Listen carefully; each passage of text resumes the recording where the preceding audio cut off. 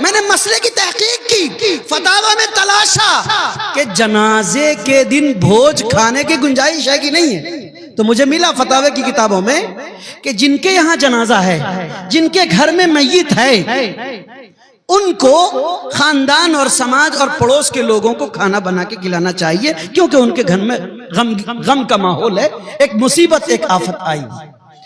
دوسرا، ان کے لیے گنجائش ہے کھانے کی جو بیچارے آج واپس نہیں جا سکتے ہیں، سواری کا نظم نہیں ہے، گھر دور ہے، ان کو رہنے کی مجبوری ہے، یا اتنی بھوک لگی ہے کہ ادمرا ہو رہا ہے۔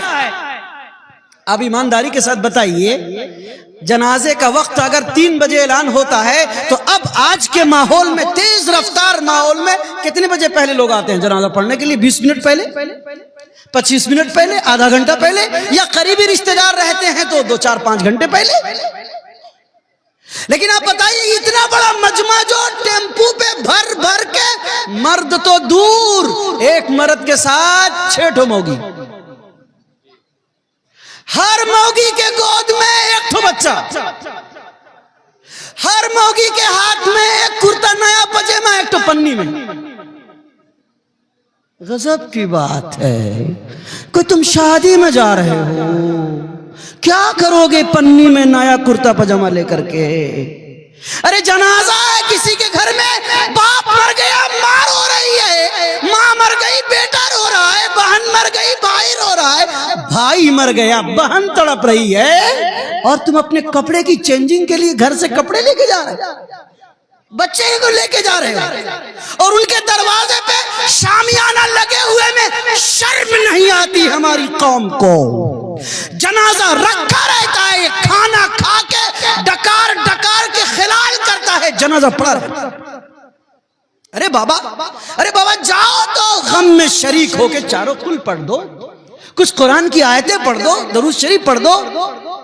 اس لیے یہ ایک فتنہ ہے، غیر محرم عورتوں کو بھیڑ بھر کے لے کے جانا اور ساتھ میں بھوج کھا کے آنا، یہ بھی رواج زوروں سے پکڑتا چلا جا رہا ہے، میت کا احترام ختم ہوتا چلا جا رہا ہے، اور غم کی جو فضا ہے جس کے لیے سوگ منانے کے لیے بیوی کو کہا گیا، گھر کے لوگوں کے لیے، خاندان کے لوگوں کو کہا گیا کہ تم کھانا بنا کے کھلاؤ، ان کے گھر میں آج میت ہے، جنازہ ہے، غم کا ماحول، غم بانٹنے کے لیے کہا جاتا ہے۔ کہتے ہیں نا، تعزیت کے کلمات میں سے ایک کلمہ یہ بھی کہا جاتا ہے کہ ہم آپ کے غم میں برابر کے شریک ہیں۔ کہتے ہیں نا، واٹس ایپ میں لکھتے ہیں نا، اگر کسی کا انتقال ہو جاتا ہے تو ہم کہتے ہیں کہ ہم آپ کے غم میں برابر کے شریک ہیں۔ تو خاک شریک ہے کہ تو بھوج کھانے کے لیے گیا ہے؟ تو شریک کہاں ہے؟ تو دکھ دے رہا ہے، ادھر جنازہ ادھر تو بھوج کھانے کی تیاری کر رہا ہے۔ اور ابھی مجھے معلومات ہوئی، مجھ کو 10 علماء نے کہا کہ مفتی صاحب یہی نہیں، خاندان کے لوگ جانور ذبح کر دیتے، ٹینٹ لگا دیتے، کرسیاں لگا دیتے، 3 دن کے بعد حساب لے کر کے بڑا بل 1 لاکھ کا 50,000 کے لے کے آتے ہیں کہ آپ تو اس دن حالات میں تھے، بتایا نہیں کیا، ہم لوگوں نے خرچہ کیا اتنا روپیہ، اور سارے لوگ مل کے کھانا بھی کھاتے ہیں۔